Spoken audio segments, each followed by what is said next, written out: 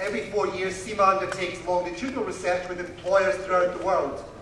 In 2000, we consulted almost 5,000 employers in over 100 countries as to what they required of their professional finance employees. And when they responded, the skills they identified were skills that simply we weren't testing. They were skills of analytics, of synthesis, of persuasion, of negotiation, of decision-making, of choosing from options. And as a result, we looked into how best we could attest and assess these particular skills in order that CIMA qualified individuals met the needs of employers.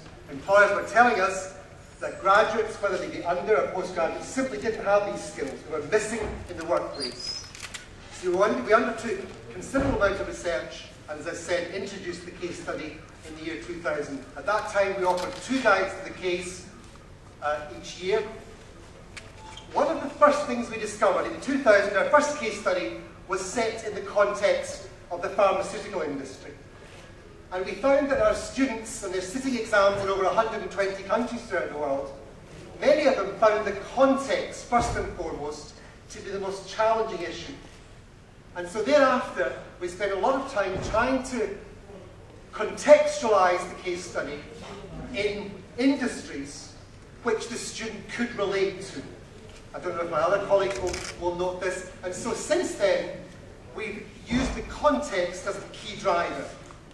And as a result, set case studies in the retail, mobile telephony industries, tourism, private hospitals, construction, airlines, industries that the students in all of these different countries, in every continent of the world, can relate to. Because otherwise, we've found the challenge is sometimes too great. I should add that all of our case studies are set in a live context.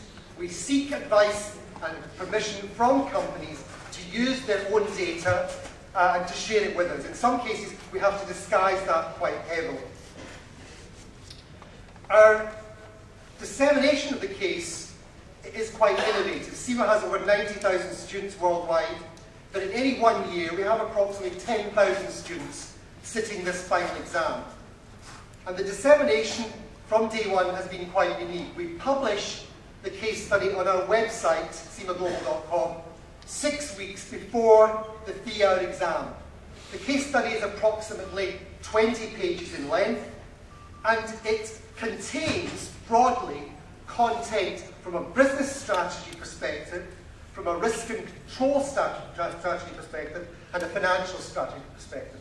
So it's not simply finance we're testing, but a broad spectrum of management and accounting content. On the day of the exam, the students are confronted with unseen material, approximately 10 pages of new information which they have not been familiar with or accessed before. And the exam is 3 hours in duration. The unseen material tends to put the seen material into context. The company may have a takeover bid. The company may have lost its chief executive officer. There may have been an ethical, an environmental, or other issue that the company is suddenly confronted with.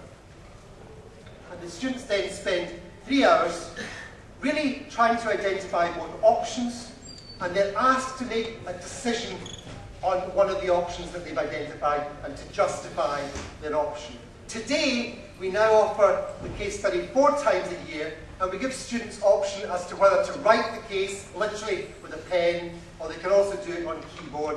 And about half of our students worldwide are now sitting the examination on keyboards. As I've said, about 200 exam centres internationally undertaking this. The feedback from both students and employers has been enormously positive. Students are saying for the first time in their studies, everything's coming together, they're synthesizing. They can go back and give presentations to their employers and persuade them and convince them that all the investment they've made in training them as a CIMA member has been worthwhile. But more importantly, as they're going to new jobs to be interviewed, they're using what they've learned, all the research they've done, either on their own in the 6 weeks before the exam, or in groups or within their companies, in order to understand an industry in depth.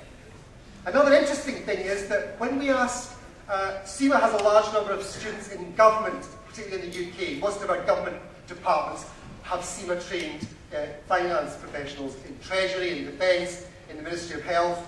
And we ask these departments, do you want your students simply to look at a specific case related to government? And they say quite the opposite. We want our students to be looking at cases outside the box, in retailing, in manufacturing, in construction. As I've said, almost 10,000 students now.